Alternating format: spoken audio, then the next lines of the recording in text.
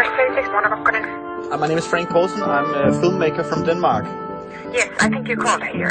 The thing is that I would like to come to visit you in Nokia headquarters and make an interview about your corporate responsibility. So maybe you can refer me to some, or transfer me to some spokesperson in. Unfortunately, no, I can't do that. My first phone was a Nokia, and I've used Nokia ever since. At one point I had a Sony Ericsson, but I couldn't get used to it, so I changed it back to a Nokia. Can I ask you just one? The question is, I've heard that minerals used in mobile phones is coming from the eastern Congo. I'm not familiar with what you're describing, so I need to do a little bit of research before I can give any answer on camera. Sorry. No interviews. No interviews? No interviews. Why not? Press conference happening at 10:30. 10:30? It's invite only, I'm afraid. Can it really be true that our phones contain minerals that are financing war in the Congo? And if the world has known about this for a long time, hasn't anybody done anything about it? Or is the Congo just too far away? I can't live with the fact that my phone might be financing war.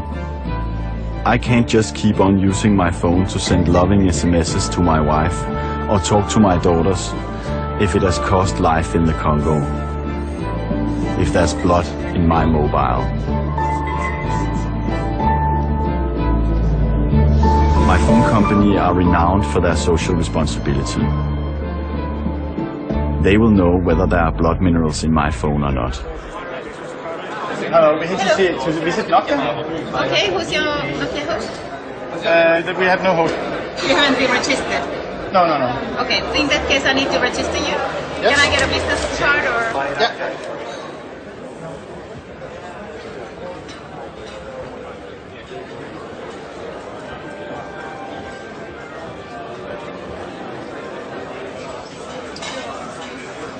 Discuss that with our comms person because they know better way. What topic are you interested in? I'm interested in this because I heard that minerals used in mobile phones is coming from the eastern Congo and has been financing the war there. Okay. And that this is a big problem for the mobile industry as such. Well, I can take you to that area, and the girls over there can sort you out, so you'll be able to speak with someone. Okay. I'll call my colleague there and tell her that you're on your way. Okay.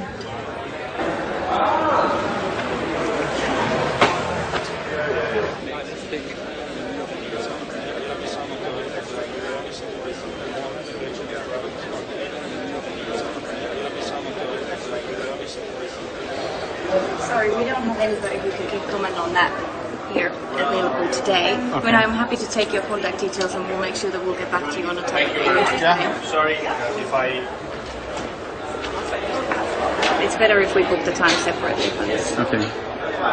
Okay? Thank you very much. Thank you. Okay. Thanks. Bye bye. Yes. Hello. My name is Frank Poulsen. I would like to speak to somebody from communications. Hold on, please. So, there's no one who can help you at the moment. Okay, but who is it that I should speak to? I'm actually at the moment in a meeting. I don't have any contact person. We have just this one phone number here. I don't know exactly where the best person for you to speak to, where that person would be located. So, it's possible that that person could be located somewhere else, or...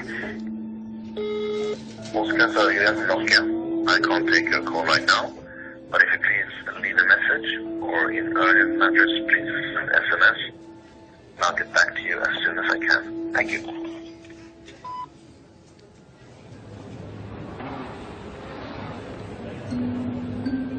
Why is it they won't talk to me? Is it because they are using blood minerals? If that is true, it hardly matches their description of themselves as a human corporation. If there are blood minerals in my phone, it paints a completely new picture of Nokia. Maybe Nokia aren't as socially responsible as I thought they were. I'm on my way to the Congo. I want to see where these minerals are coming from and to see with my own eyes if they are financing war.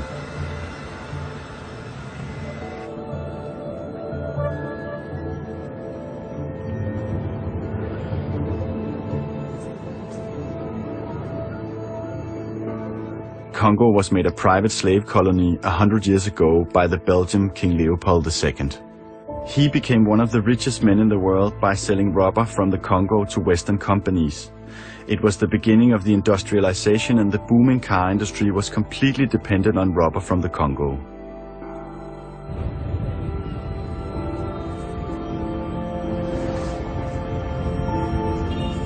Today, the Congo is one of the poorest countries in the world, even though the country is so rich on natural resources. During the last 15 years, more than 5 million people have died in the eastern Congo, in a war between several armed groups. And it is estimated that not less than 300,000 women have been raped. How do I find my way into the mining business in a place like this? I managed to arrange a meeting with Mr. Kambe, who is a high-ranking official in the Congolese Ministry of Mining. Hopefully he can send me in the right direction. It will be best to have my image tomorrow, not this night. This night I'm not working. No, you're not working. I take my beer. Yes, you're taking beer.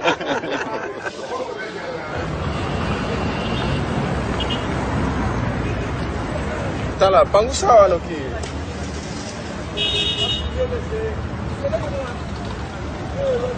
Bonjour, monsieur le chef de département. Oui, oui.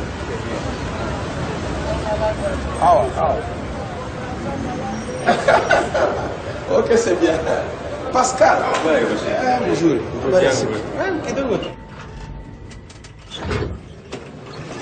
Oh, Makungu. Bonjour à tous. Here we have a sample of cassiterite come from Kivu. Here we have a stamp of coltan come from Kivu. Is used in electronic mobile phone, for instance.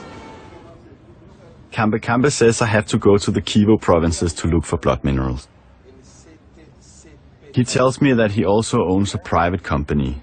He's not only working for the ministry, he gets paid by foreign mining corporations for helping them obtain mining licenses from his own ministry. But don't you think there's isn't there a conflict of interest being both working for the ministry and for the private sector? I mean, you're sitting on both sides of the table. It's good because I have two experience. I can use my experience, private experience here, and I can use my experience here for my private society. But I mean, in my country, in Denmark, it would be illegal to be working as a civil servant in a ministry of mining and then be a private miner as well. I haven't a decision. Who has? I don't know. That's political. I'm not a politician. I'm scientific and a businessman, not a politician.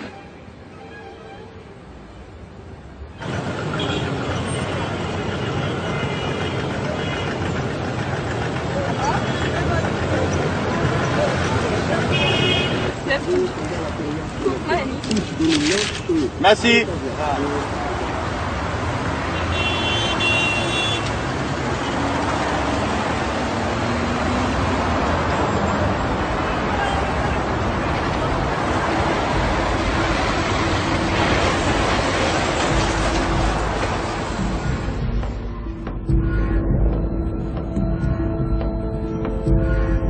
The only safe way to fly in the Congo is with the UN peacekeeping forces. I'm on my way to Goma in North Kivu. I don't know if the Kivus is the right place to go, but I don't have any other leads.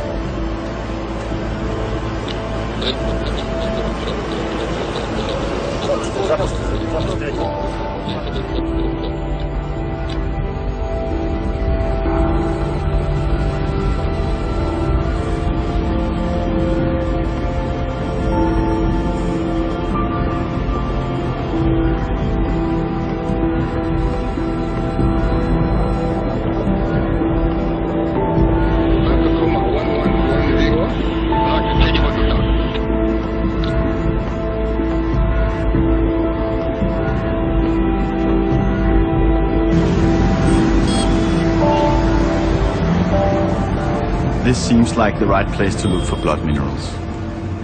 There is no other place in the world where the UN has so many peacekeeping troops. Their mission is to protect the civilians against the violence of the armed groups, but the blue helmets, as they are called, rarely go far from the major towns, and they always stick to the main road.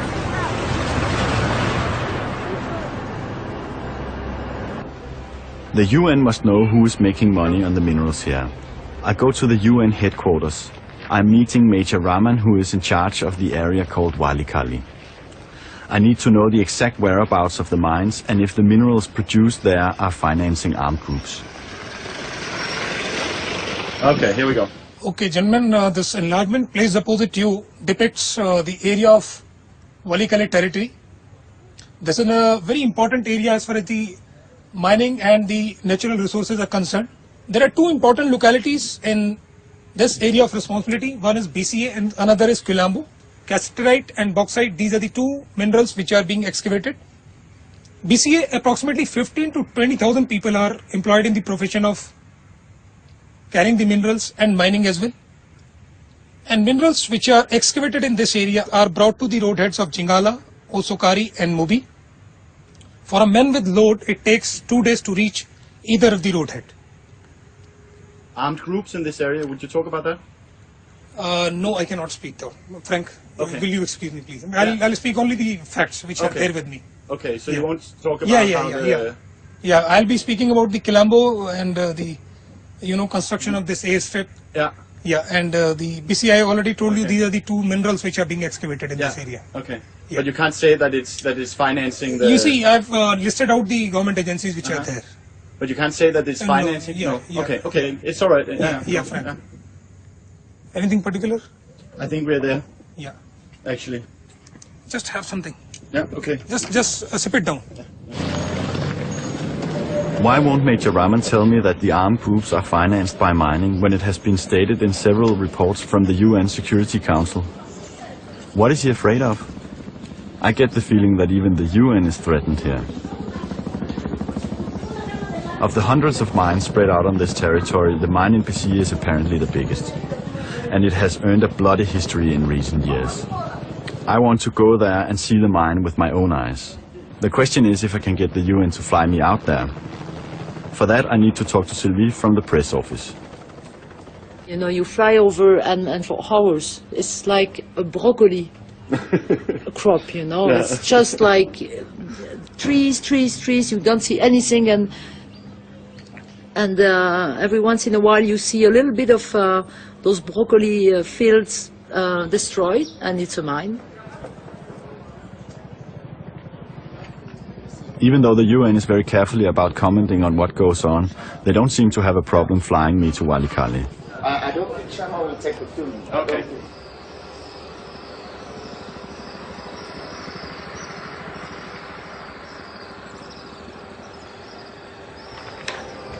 We are going to be here in Walikali. Yes. Where they keep people. Yeah. Pay attention, anything can happen. Yeah, sure. These people are uncontrolled. Yes, sure. So anything can happen, man. And you will be deep in the forest, 90 kilometers in the forest. It's not a joke. So be careful, be careful.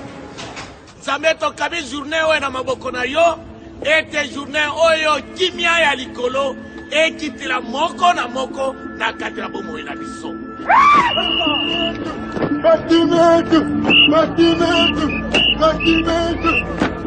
It'll take a couple of days for the UN to do the paperwork necessary for me to get on a helicopter to Walikali.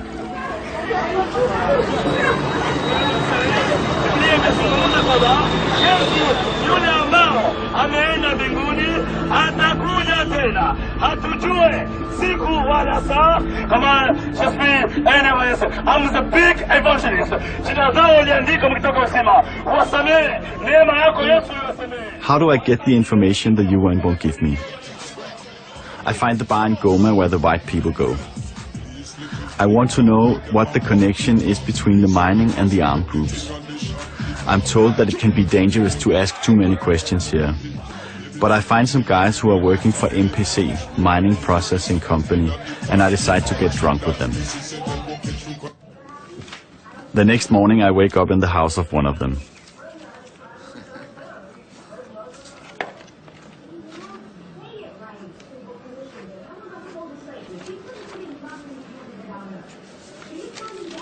Barman doesn't want to be interviewed, but last night he told me that the company he works for actually owns the mining license for the mine in Walikali, where I want to go. He says that none of his colleagues want to be interviewed either, but that afternoon he takes me to their office anyway.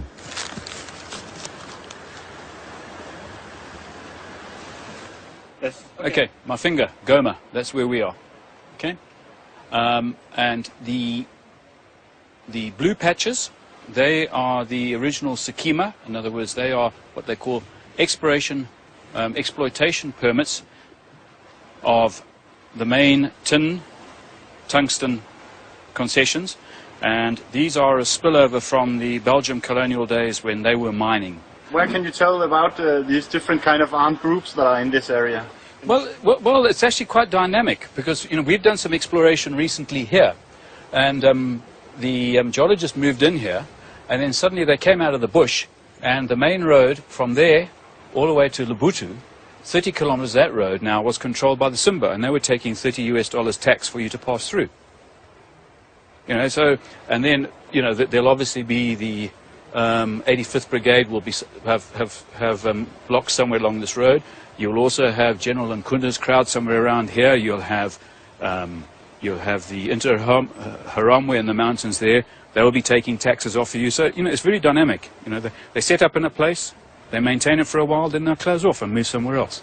So from Goma to Basia mine is where my finger is. We're looking at about 170 kilometers by plane.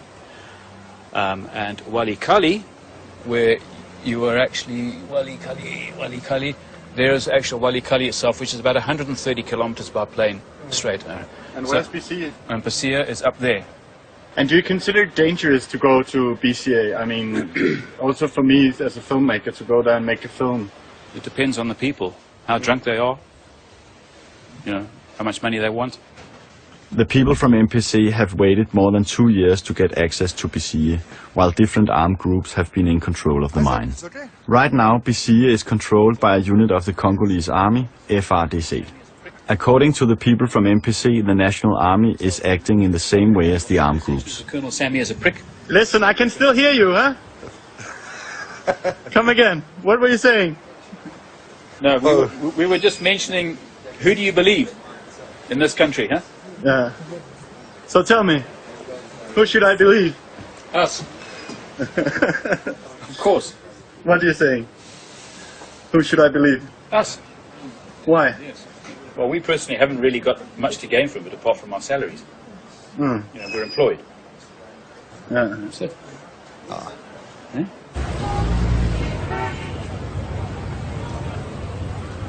Bernard, whom I met at the UN press office, calls me. A massacre has occurred in the mine in Basia in Walikali.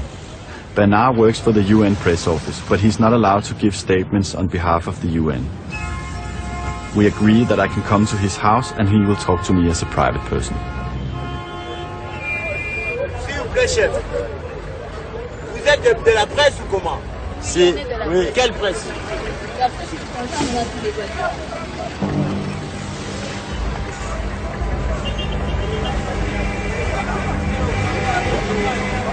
Come again.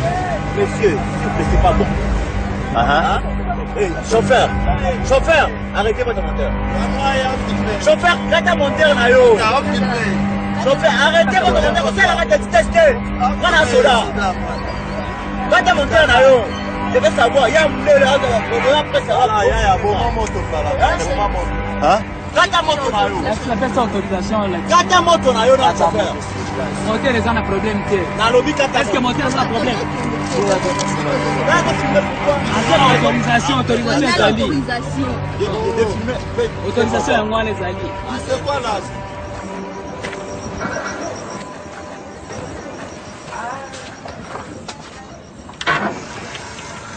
It seems that a group of Mai coming from 40 kilometers away came to loot, came to loot the diggers, the people who were digging in the forest. Digging for whom?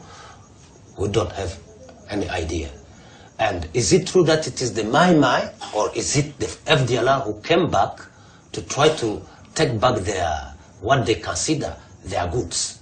The coltan, the cassette rights, everything that they are taking from BCA. From BCA, you know. Who is selling it, you know? It was under control of FDLR. Can you imagine? And then it's the Congolese. The Congolese businessmen. It's the Congolese businessmen who used to come and buy and then bring it to Goma. Goma to Rwanda or Uganda, Uganda to Europe. To do what? Mobile phone computers. So you understand? And after that, from the money, they buy guns. Of course, they buy guns to continue war.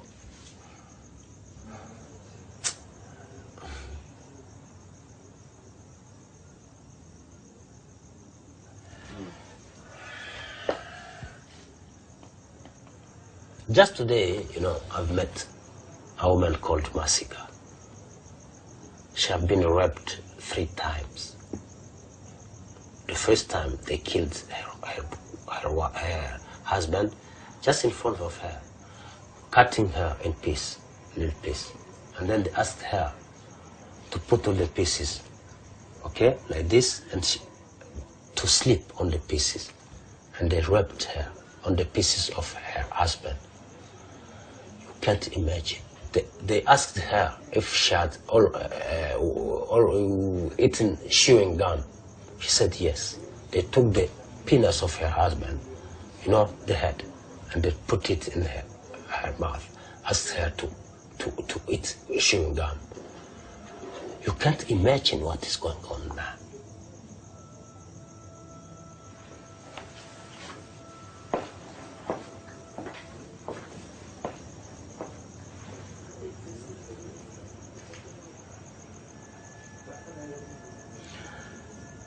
Walikale, I think you are going there, but pay attention. Be careful. But because, you know, anything can happen. Anything can happen. Because if you discover, for example, something wrong with FRDC, you see, you are in problem. If you find something wrong with FDLR, you are in problem. If you find something wrong with my man, and you film it, and then they see, okay, this can be a danger for us, you are dead. So you are in danger in all the sides. Pay attention.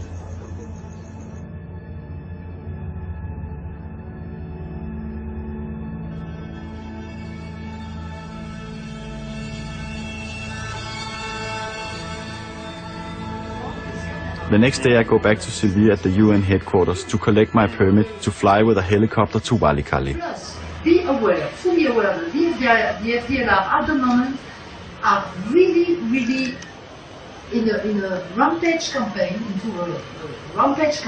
They are striking very strongly the civilian, and we can't exclude either the possibility of them striking some foreigners or striking some people. So everything can happen, and there is no way I'm going to send anyone in this kind of mess and quagmire. But, okay, but... So the rule in this specific case is that this is a no-go area, and the debate is closed, I'm sorry, okay? I don't know what goes on in Walikale, and it seems very dangerous to go there. I start to doubt whether this whole project was a good idea. But I don't feel ready to give up just yet. To go to Walikale without the protection of the UN, I need permission from the National Army, FRDC.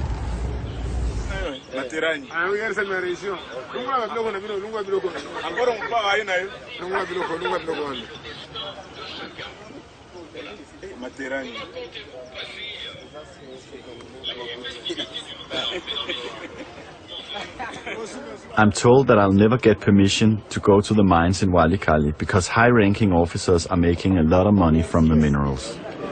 And now, they didn't tell you that you must have something from army. No, that's why we're here. That's why we are here. But even, wait, I can... Gani, est-ce que vous n'avez pas dit à ça comme vous n'avez pas dit Talana. Okay, no, because there is a commander, Colonel Padili, who is in charge of operation and intelligence for all region. So it's him who must, I think, that say what we can do.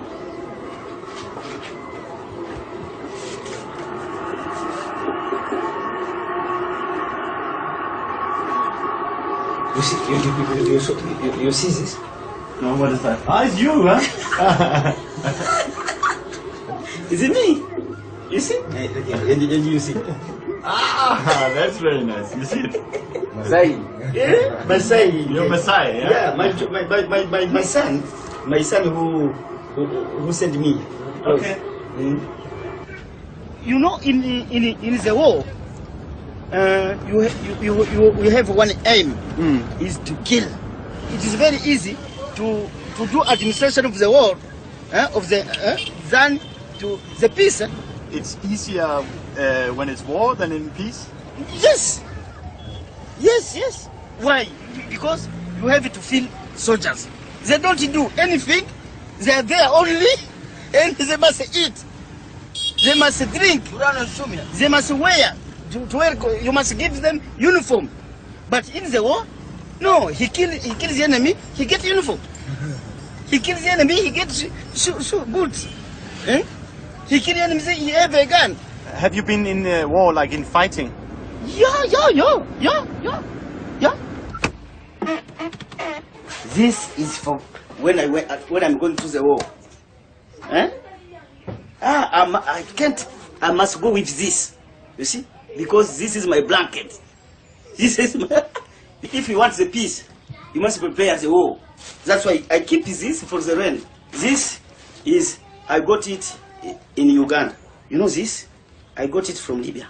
You know, the kind of uniform Libya. You see, from Bangui. I keep. Wow, you have many, huh? Yeah. It's a good uniform. A nice uniform, you see.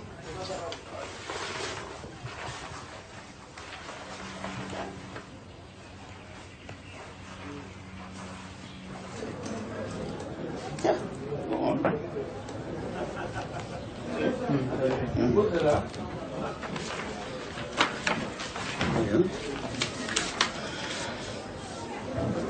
You see my signature? It's beautiful. Yeah. There is a star in it. Yeah. You see the star? Yeah.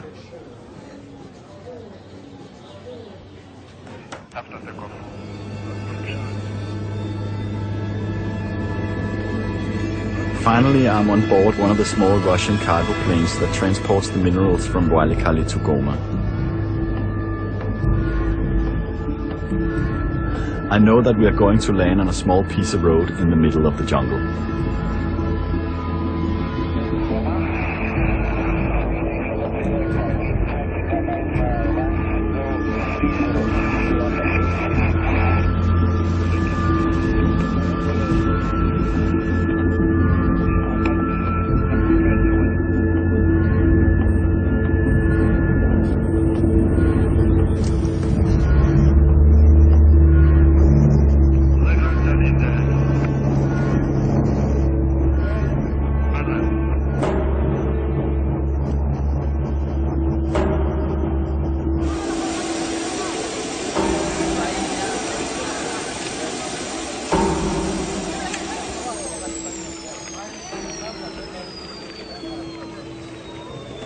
Is it safe to fly this trip, huh?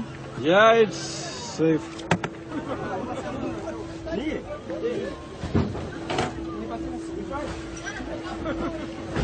Do you know where this is coming from? Oh, this is you're flying with.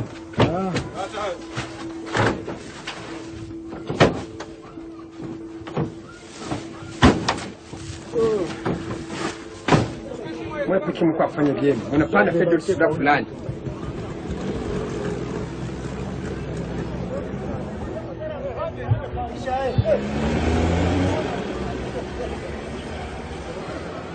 And then I'm stuck again.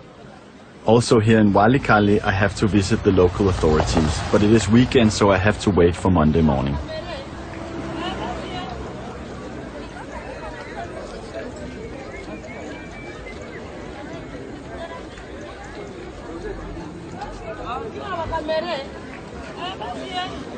Hanging out in the streets in Walikale, I hear a rumor about a boy who has run away from the mine in Bisiye during the massacre last week. His name is Chance, he's 16 and he has been working in the Bisiye mine for 3 years. Nilienda kule kwanza juu materi nafunguliwa kwa mwingine niko ifale nione kwanza na mimi. Na nilikuwa pendelea nitumike kazi juu na mimi nijenge ta nyumba yangu. Nilianza tumika kwanza. Niliingia mshimo ya kwanza nikaanza tumika. Me kifukutu tu ndio ilikuwa toka mingi. Na nilikuwa sikawie mshimo. Juu siazoea donc nikikawia mfatu desert dita mimi natoka. Nakia kupumzika kwanza kusikia hewa ya nje. Tena mnaingia. Na mimi siazoea bado. Njoo nilikuwa siatimiza veniliendeaka. Kuona kisi mimi natachelewa masomo juu ya franga. Umenirudi kwa masomo.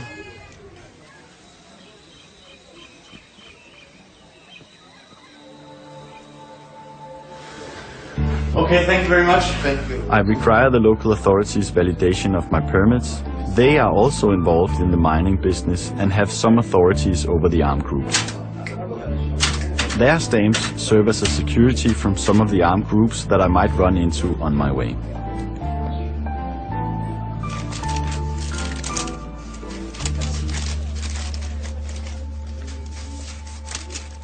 Okay. I get the feeling that if I'm going to film in the mine in Bisiye, it has to be quick in, quick out. So I need someone who knows the place well. I go to look for Chance to ask him if he will help me. Chance isn't there, but his mother invites me in. The reason we were interested in Chance is because he came from Bisiye. Did he tell you about what he experienced there? Mimi nashukuru Mungu sana kuona gisi anaponyoka mwa ile hali ya vile. Juu bale bote wenye balikufa kule yeye hakukuwa mzuri kubashinda, lakini Mungu ndio alipenda kumuponesha kwa ile hewa. I see you go here. Yes, we talked. Administration. Yes, and we also talked to your mother for a long time, huh? Yeah. And she agreed that you can come with us to Bisiye. He's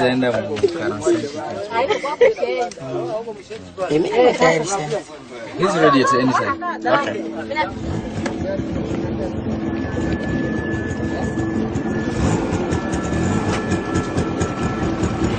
Let's go.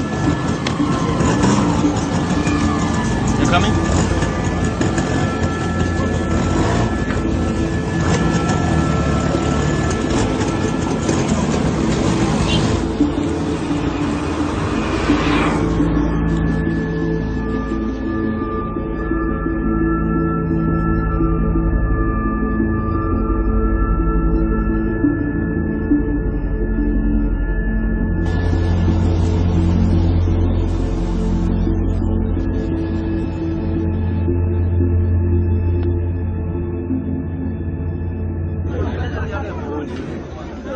I begin to get a feeling of how big the mine in Bisiye must be. These carriers have walked 90 kilometers the last 2 days with 50 kilos on their back. Every day, 600 carriers come out of the woods with 30 tons of minerals from Bisiye.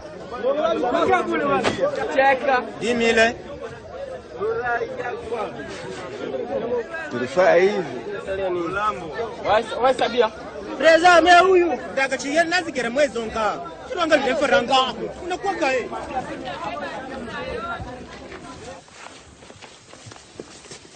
The carriers warn us. There are many soldiers on the way to Bisiye. They advise us to take another path, so we continue on the motorbikes for a couple of hours and then we start to walk. From here, it's 2 days on foot to get to Bisiye.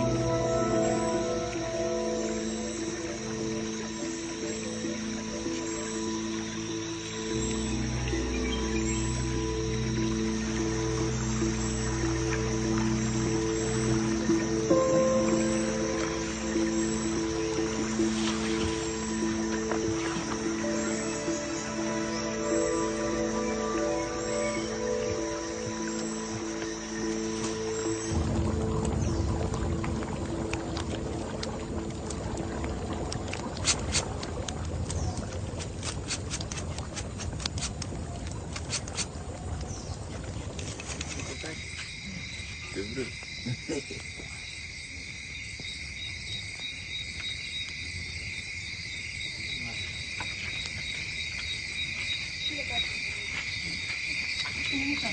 see that it's nice.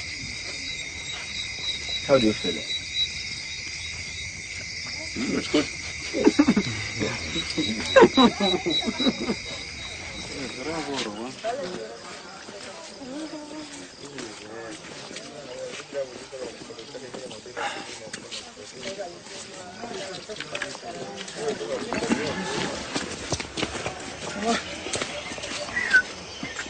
After some really hot days, we reach the path the carriers use. We are right outside the mine now.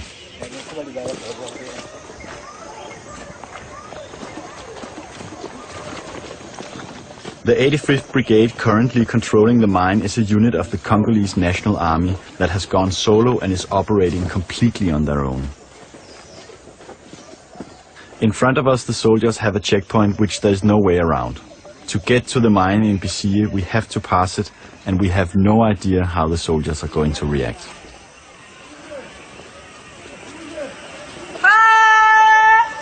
Wait! Good morning. Good morning. How are you? I'm fine. And you? Okay. Hey. Huh? Jambo. What is your name? My name is Frank. This is...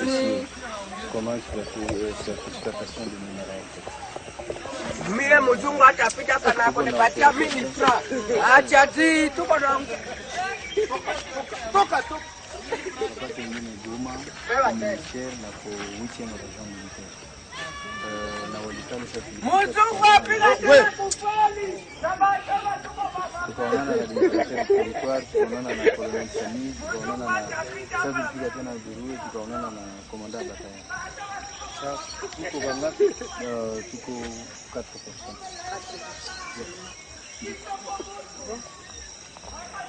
Mais nakwambia je suis handicapé. Au nom de ma mère. Allez, donnez-moi 1000 francs. 1000 francs, donnez-moi.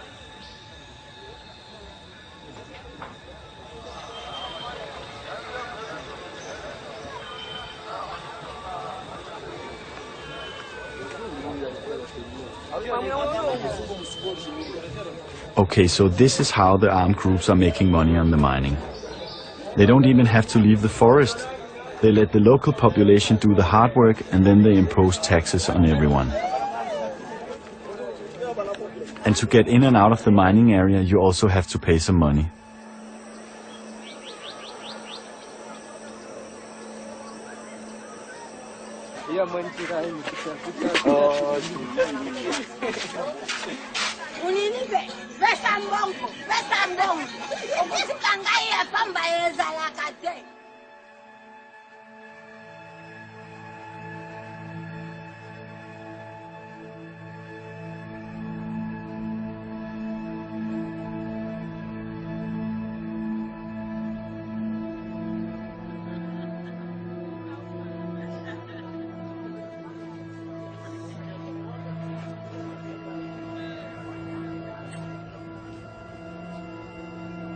Now I have arrived.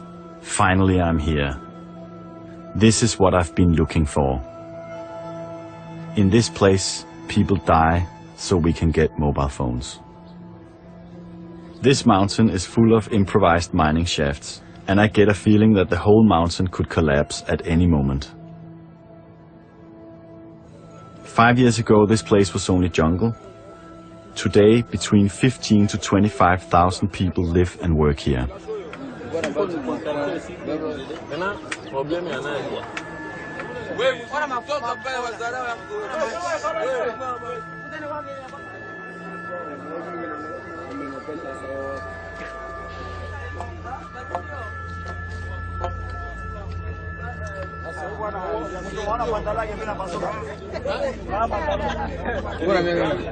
Me, 14.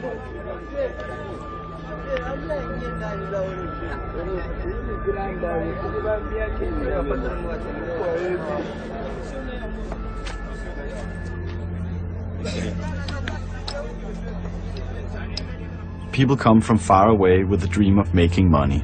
But living expenses are so high due to the taxes imposed by the armed groups that most people can't afford to get out again. They are trapped here.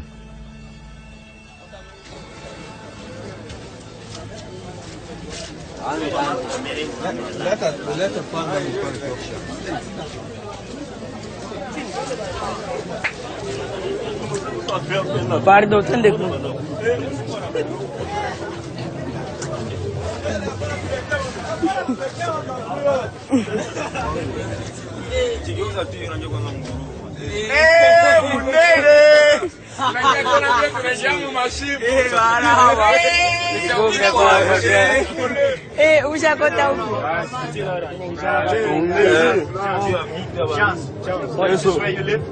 No, this is house.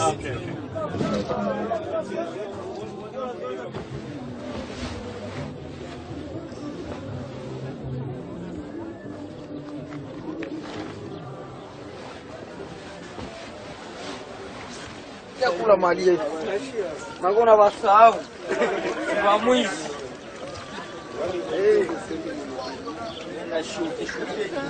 Oneshe les hommes.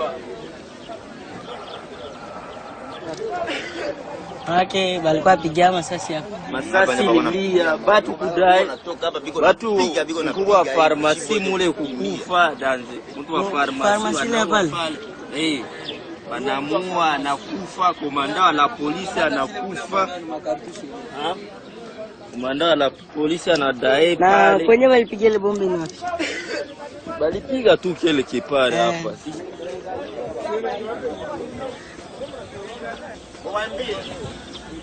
Furi. Haikuepo. Njoo wapi na kwa?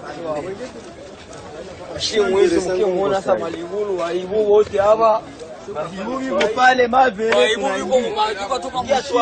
The mine which Chance worked in until recently is almost 100 meters deep. Chance has told me that it takes such long time to crawl down and up again that he sometimes stayed down there for a week without coming up.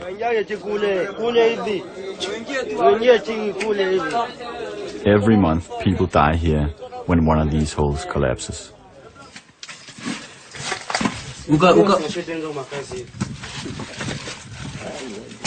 Mshuke ashimame tena pale. Sasa mshuke hivi tena ashimame pale. Jambo bra. Niweza kamera papa. Habari ya sai. Bwana usishuke hivi. Shuka kwanza usini kamera sai. Wewe uko unaenda wapi wewe? Wewe. Makamba ko kabia zate mkamita. Wento bosaka ba biloko ya tengani ka ba biloko wana te. Yo ya ne pas dit qu'on filme. On ka des ordres à pas. Ibrahim. Na boy ba biloko na bikela boy pa ko kata ko. Bon ngana tindo filme ngai. Ngana tindo filme ngai. Filme ngai pour la nini? O filme ngai pour la nini? O filme ngai pour la nini? Ngana biso filme ngai. Kaba na bikela ko bo. Na ko bo ngo. Na biso filme ngai. Na biso filme ngai. Ngana biso filme ngai. Ba biloko esanga tina bo. Sasa bulonga ni mna biso filme ngai. No mwambie kwa go.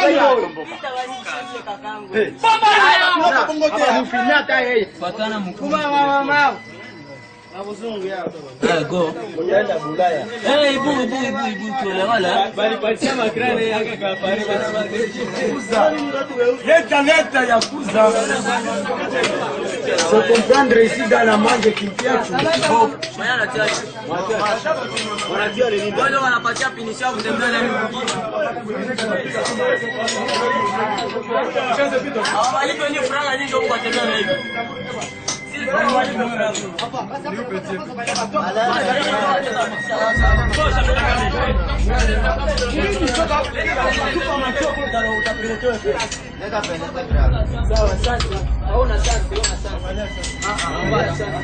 Anga tu mwanzo wa tamburu haiko sasa hivi. Ile ya chini ni kasi. Maanake wakati mko mnashuka kasi mnapata ni chini tu. Bora kukibambazi ya mbele.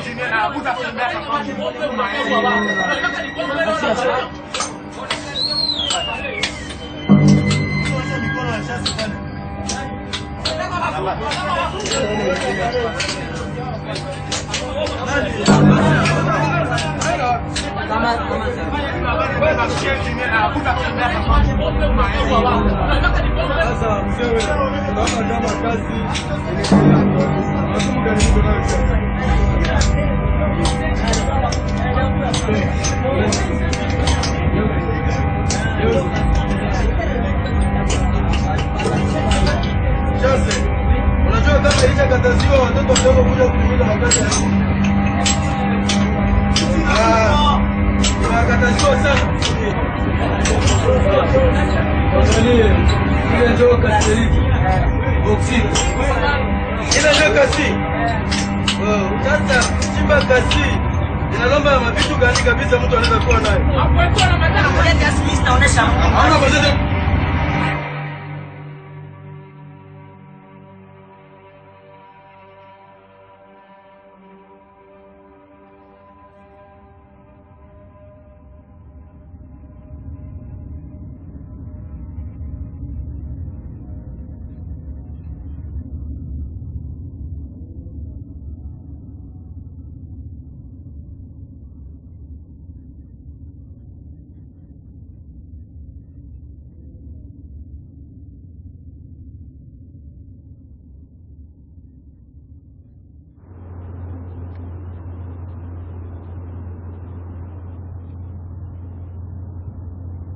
Is this really so different from what happened during the reign of King Leopold? Isn't this almost the same as slavery? I have just been in one mine, and there are hundreds of these mines spread out all over the eastern Congo. Bisie alone is estimated to produce minerals worth $70 million a year. 100 years ago, Nokia was a rubber boot factory, getting their rubber from King Leopold's slave colony. Today, Nokia is one of the biggest corporations in the world. Every third phone on the planet is a Nokia. Nokia are market leaders in social responsibility. If they are using the blood minerals, the whole business is likely to do it. Dear Nokia, tell me that you have learned from your mistakes in the past. Promise me that you are not involved in this. Hello. I'm here to see Arya Tuominen. Okay, could you please sign in? Yes.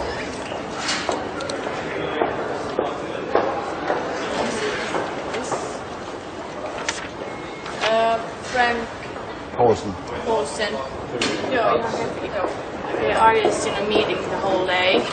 So, do you have a meeting with her? Or? Yes, we wrote a long time ago saying that we were coming. So she knows. This I can't sign. Sorry? Because it says I'm not allowed to film.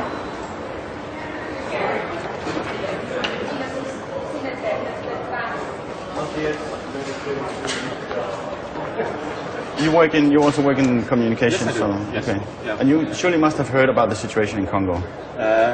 I'm concentrating on the Finnish medium. But maybe you can go and find somebody we can talk to. Do my best, and I will come back. All right. Thank you very much. You didn't sign it. NDA. Yeah, I have had it here because I can't sign this. I signed it, but it's just that Yes, but it is. No, this is mine. Huh? No, it is. You can't take my signature without me. Okay, you can put it. But I show you. I can't take it. This is because you can use all the information what we give you here. Yeah. But if you suddenly heard something, so you can't. Because Excuse me? But can I please have this back? This is, Yeah, but you can't go inside this house without your signature. No. But then we'll have to make an agreement to that I can film, because I can't sign that I'm not filming, because I'm here to make a film. Truly sorry, I was not able to find any spokesperson. I'm truly sorry. So? Yeah, we are not able to arrange an interview here. I mean... Yeah, but those people who know the case are either in traveling or then in meetings somewhere. I haven't been able to reach.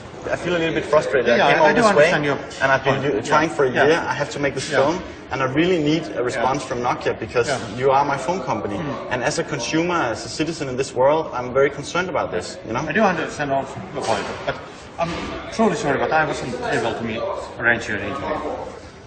but I also have to. I know you're just doing your job, and I'm also just trying to do my job, and I can't leave here before I get an interview or at least an appointment to have an interview. Yes, hello. Can I speak to Pekka Isosompi? Yes, but it's because I was really. Sorry. I'm allowing you to film. So because I didn't want to write, that I'm, signing that I'm not filming. Yes, but it's fine now that I'm here. Okay. About. Wow, this is a nice place. Huh? So we're in. All right. So. Hello. Hello. How are you? I'm fine. Nice to meet you. Nice to meet you. So. We have taken action since 2001 on these issues, where we first became aware of the fact that a raw material called coltan, coming from Congo, can be turned into tantalum, and tantalum is a material that is used in mobile phones, but also in all other electronic products. Of course. Yes. And then we went to our suppliers, meaning companies who manufacture parts that are used in mobile phones, and asked them that, can you trace where tantalum that you're using is coming from? But we very quickly realized that there's a huge challenge in tracing metals. There is no mechanism to be 100% sure where the raw material is coming from. There's no labeling. You cannot trace or test from the material that which of the part of this particular metal is coming from which mines. It's impossible. And how can we, if we have a requirement, how can we then make sure that that requirement goes through the supply chain? And there we need mechanisms, and these we are now developing. So there's a big challenge there. Okay, but it's a serious issue. We work on this, and we hope that there will be a resolution that will deliver the things that we can securely say that we have a responsible supply chain.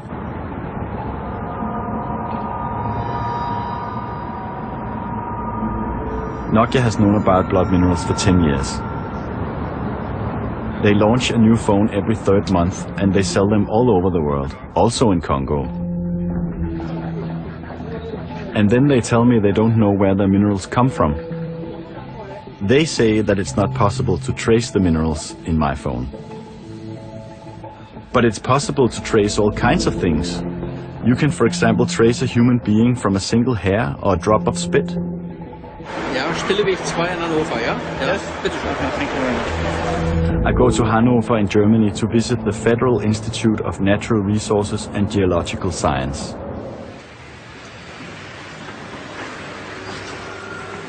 Hello. I have an appointment with Dr. Frank Melcher. Dr. Frank Melcher? Yes. Melcher. Melcher. Warte, Herr Dr. Melcher, Sie haben hier Besuch. Jawohl, bitte. Voila, come in. Hello. Hi, I'm Frank. I'm also Frank. Nice meeting you. Nice meeting you. Hi. So, hello. So Simon, he is a PhD student. He's working on the tin. Yes. So he is looking into options to fingerprint cassiterite. Yes. Okay. And Thorsten, he is knowledgeable about the coltan. So he okay. was working on the coltan. Yes. And yeah. Yes. Okay.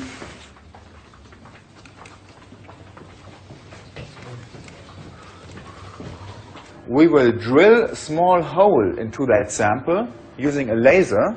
So we would scan over such a sample for about 2-3 hours, and we will analyze the volume for its composition. This is the fingerprint, okay?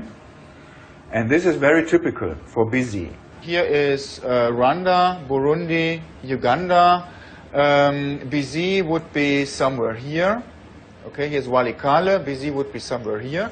Basically almost in the white area here where there's no geology. So for every grain that we analyze here, we get the formation age, a geological age. And we can say, oh, this material must come from the DRC, or it must come from Mozambique or whatever, because we know exactly how old these grains should be.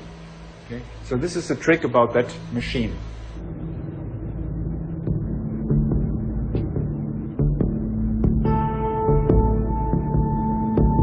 So it is technically possible to trace the raw minerals. That means you have to trace them before they are smelted into metals. The smelting typically takes place in Malaysia, where Nokia's suppliers buy the metals to make the components Nokia needs. The German method makes it possible to certify the minerals in the same way as it has been done with diamonds. Hi. Global Witness, is it here? Okay. Could this be a solution for Nokia and the rest of the industry?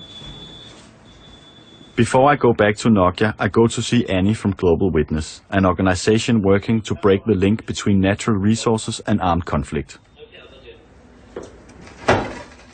What do you think about this fingerprinting method?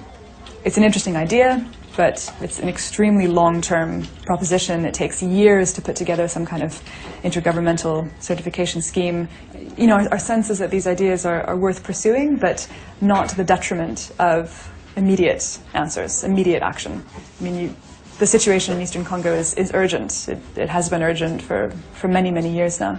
So we need both. We need short-term, immediate solutions that can change the situation on the ground, and we need medium to long-term solutions. On this page of their website, Nokia has, again, said a number of positive things. They talk about reviewing standards, they talk about being involved in the work of industry bodies. We welcome these steps. Of course, we're not going to reject them, but at this point, it's too little, too late, and not fast enough. We want Nokia to actually prove to their consumers, so to publish on their website or elsewhere, exactly what they're doing.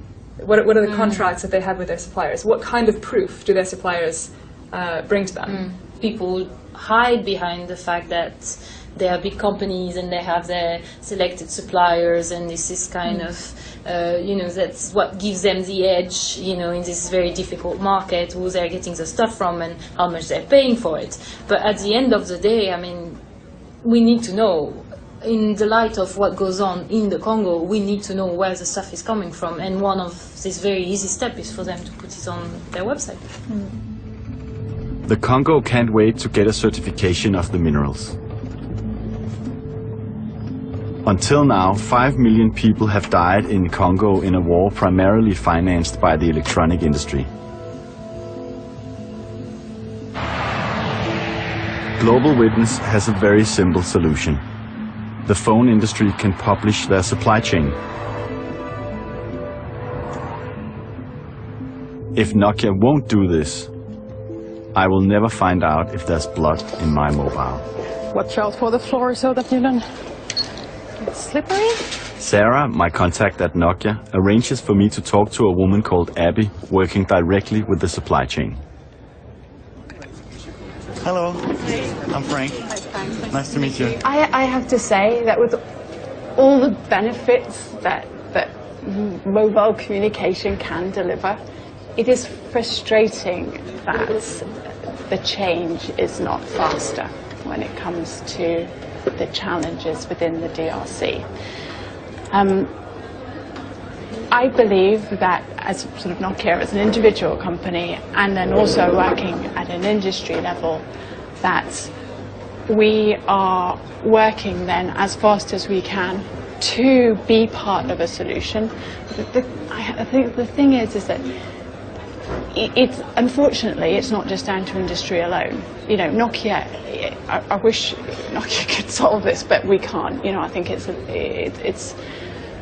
we need to be a little bit humble here and say that it really relies. As one of the biggest companies in the world, you're on a top 100 list of biggest companies in the world. I mean, humbleness is a little bit strange to me when you are. I mean, you have 100,000 employees worldwide, and you are big. You are the biggest player in the mobile industry, at least. I mean, every third phone in the world is a Nokia. We are, yeah. But I think that's the thing. As a global company and as a market leader, we have a responsibility to be part of the solution as an individual company, but then also help drive things at an industry level. For sure, it is tricky. You know, if we knew the answer, we would have done it a long time ago. But one of the answers, one of the recommendations made by several NGOs is to have more transparency. to put out your supply chain on your website, for instance. Why don't you do this? I mean, this is something that you could do tomorrow. Yeah, we are committed to improving our transparency, and we have seen. But isn't it true? I mean, it would be very easy just to demand from your suppliers that they also publish their suppliers, and then publish all the the whole supply chain, and that would really make a great difference in tracing these illegal minerals, the conflict minerals. Well, I mean, there are sort of confidential sort of sensitivities in publishing sort of supplier names, both sort of for Nokia and for the suppliers as well. You mean because of competition from other phone companies? It could be competition or sort of new technologies, issues like that. So there are factors to consider when you know deciding to make a sort of list available. So what we're talking about is we have on one hand we have the competition, which is a race to get profit. Am I right? Competition is about profit. It's about getting the best profit. And on the other hand, we have dying children in Africa, raped women, millions of dead. And this is what I mean, this is just to understand the dilemma here, because the recommendation from several NGOs is to publish your supply chain. Yeah. And what you're telling me, the reason why we're not doing it is because we want to make more money? No, that's not what I'm saying. I'm simplifying it, I know, but in a way, isn't it so? I mean, I don't think we can compare. I can't see how we can compare. Of course, we need to be doing everything that is possible to stop or to use our influence to address the issues. We are looking at how we can be more transparent and maybe in the future, but at the moment there are issues then or sort of sensitivities then both for Nokia and on the supplier side that need to be sort of worked out.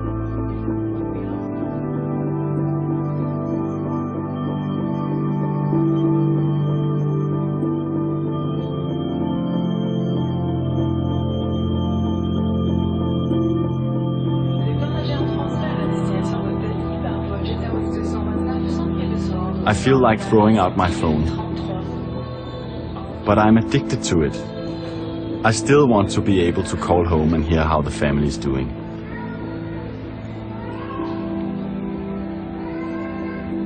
Apparently there isn't a single phone on the market which is guaranteed conflict mineral free. I want Nokia to take responsibility for the minerals they use. I go to the US. Over there, they're working on a law in Congress that will make blood minerals illegal. First, I visit a group of campaigners called Raise Hope for Congo. They are some of the architects behind the bill. They are experienced in pressuring big corporations, and they seem very serious. Yeah, welcome, and I'll give you a little tour and introduce you to people. Yes. This is Chloe. Chloe is our office manager. Hi. Hello. So, this is where our interns sit. So there's one of our lovely interns now. So this is Laura. Laura, this is Frank and Lars. Hey. Everybody's wearing the same T-shirt. Yes. We do actually. Yeah. Yeah, these are their campaign T-shirts. David Sullivan here is our in-house conflict minerals expert. Hello. Why would they hesitate, do anything about this? Well, I mean, it costs them money. Audits cost some money.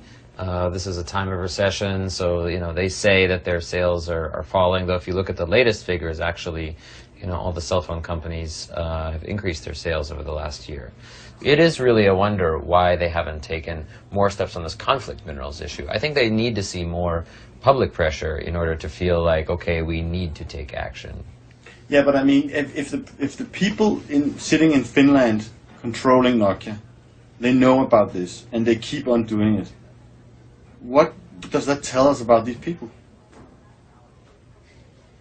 I mean, I think part of the challenge in terms of when you're trying to actually to compel these companies to change their policies and devote real resources to a problem like this, is that at the one time you're trying to to sort of pressure them, and at the other time, you're also trying to work with them. All of these companies have their corporate social responsibility departments whose job it is to meet with people like us and try to convince us that they're doing the right thing.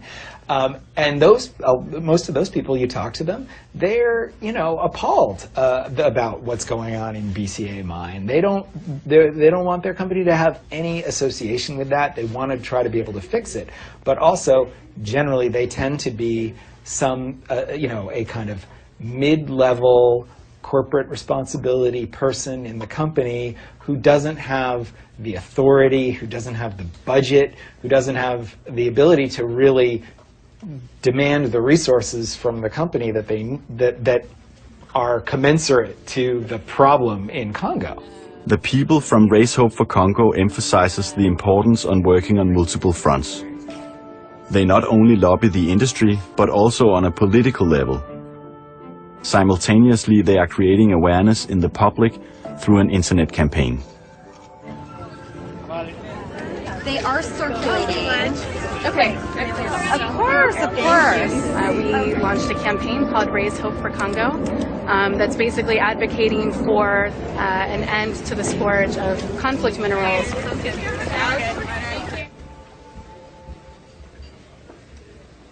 One of the founders of the campaign, John Prendergast, organizes celebrity activism and travels the country giving speeches on the situation in Congo and the connection to our phones. He is a former advisor for the Clinton administration. Where do we go? Hey, excuse me. Hey. Hi. Can he finish? Yeah. Okay, sorry, you can finish. This issue makes my heart sing. And I wholeheartedly believe that if we come together and we use our voices to make change, we can become the first college in the nation to go conflict mineral free. People always talk about all these countries are so corrupt. Well, who's buying? Left to their own devices, these companies most likely aren't going to change behavior until, as you know better than anyone, until there's consumer demand for change. Thank you, Sam. Great. Thank you very much. How you doing? Wow, that guy knows what he's doing. Thank you so much. Okay, guys, nice to meet you. We're doing Darfur Thursday, right? That's cool. All right, great. Thank you. All right, sure, my pleasure. I was noticing yesterday when you were giving your speech that you're not saying publish your supply chain to the companies. You're saying if you make a phone that you can prove that is conflict mineral free, we'll buy it. Is there a difference between there's transparency, so publishing the supply chain is one element of it, but it's not enough. If Apple and Walmart and a few of these big companies say, actually, within a year, we want to see conflict-free products, and if we don't see it, we're going to figure out a way to get our stuff ourselves. The refiners are going to do what they got to do. It's human nature. This isn't like this isn't some attack. I mean, this is just the way businesses run. They got to keep their costs down, and if they can get it from some slave labor, they're going to get it from slave labor until somebody blows the whistle and says, "Wait a minute, you're causing slavery by what you're doing." They're like, "Oh, sorry, we'll stop." So I'm very disturbed when I hear that people say they're already doing all they can. It's disingenuous, it's inaccurate, and it just slows down the effort to try to get a solution. And so, who suffers from that kind of deception is the people in Congo. Finally, I'm on my way to meet the politician who initiated the bill in the US Congress. 10:35. 35. It's 10:37 to. Okay. Jim Dunn.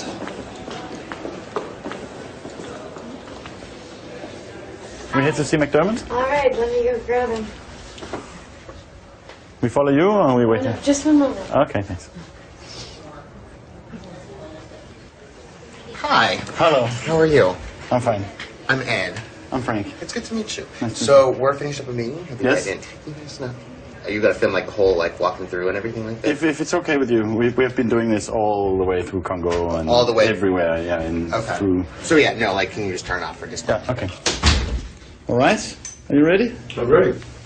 I put my coat on, huh? Okay. So what he was just explaining is he's traveled, you've gone to Congo, and this would be sort of like all right, you've seen all these atrocities, here's what you were sort of offering the solution. This is what you're supposed to be the happy ending-ish, happy-ish ending. Something like that. All right. When you think about how you can stop the mayhem that's going on to people and the awful things that are being perpetrated on women and children particularly, but on everyone, one of the best ways is to get your hand on the money and stop it.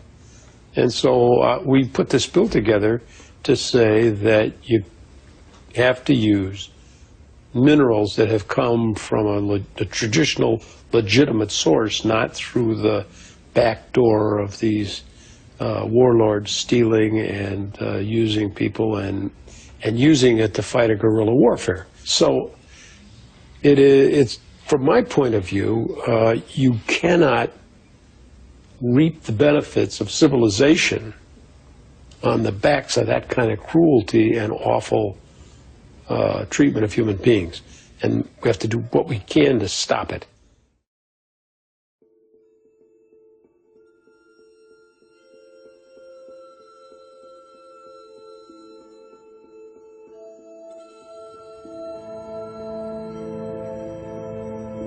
I believed that we had some values in our part of the world. Some virtues we could be proud of. The mobile industry is still growing explosively. Today, half the world's population has a mobile phone. I have most likely been paying for war ever since I bought my first mobile phone 15 years ago. In the same period, Nokia has grown into one of the biggest corporations in the world. I want to talk to the CEO of Nokia. Nokia are no worse than their competitors, but I want my company to do more to ensure that the madness in Congo doesn't continue. Hello again. Yes, we have an appointment with Sarah Tawaninin. Yes. Yes.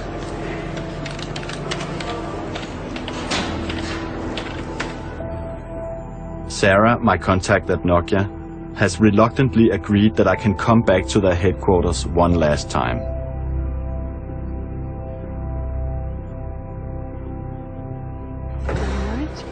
The CEO won't talk to me. I get half an hour to interview the director of Nokia's Department for Social Responsibility. Hey, Pekka. Hello. Let me introduce you to Frank. Hello, Frank. Nice to meet you. So what I'm here for is because I realize that, of course, people here in Nokia, they don't have small horns in their forehead, and they are not like evil people thinking that it's good that children are suffering in Congo. But either way, this problem has been known for 10 years now, something like that, also here in Nokia. What have Nokia done since 2001? We've been working with the industry association called JESI, which is a consortium of electronics manufacturers, and we've commissioned a study, and we've been working with some of the NGOs, and we've been in discussion with the supplier associations of these metals, and the way what we try to achieve in the first place is to scope the problem in its entirety. So it's not just claims, but rather a comprehensive understanding of the flows of materials throughout the value chain. I mean, you are sitting here talking about first step, and it's 10 years ago you realized this, and you're still talking about first step? Well, what I'm saying is the first step here is about the international community to actually doing something. It's not sufficient for us to do anything on our own. It's our sort of influence and the power in this situation is very much limited to our fraction of purchase of these materials. So what do you think I should? I mean, I've been following these teenage boys in Walikale. What should I? Because I've been telling them that I'm coming here to film you guys and the way that you're suffering, and then I will go to Nokia and talk to them about, because they are the ones making a profit from your work. And now I'm here in Nokia, and what should I? What can I tell these boys? I mean, what do you think? What is if we look at the near future? Well, I think you can always tell, and I think that's very important, that there's always hope, and there's a hope for better future, but the solution is of course complex, and the road there is very complex, and societies don't develop quickly, but the most important thing is that we have a concern, and I think the concern is not just among companies, it's among consumers, citizens, which means to governments, and I'm optimistic, as a matter of fact, that there will be a solution ahead. It's not going to be an easy one, and it's going to be a simple one, and it can't be solved by simply doing little tricks here and there. But it's a sustainable long-term solution. Yeah, it's a long road, but so it will take years before these boys that I've met will see any changes. That is one thing, and so this is like this is a hard thing to tell them, I think, that I have to go and say, well, you risk your life making this film, we were hoping for that it could, maybe change something. I can't, I have to tell you that it's not very likely that it will be very soon. Huh? I actually have much bigger hopes for your own film, actually. I think your film has a great opportunity to bring these things and get attention in the Western world. I think, you shouldn't be too pessimistic about your opportunities here. But I think our time is now very much up, and I have to move forward. Yes. Sorry, I need to take care of your schedule and Sure. Yes. What time is it? It's 2 o'clock, so. Oh. Sorry, I've got your plane. I've got a flight to catch. Yeah.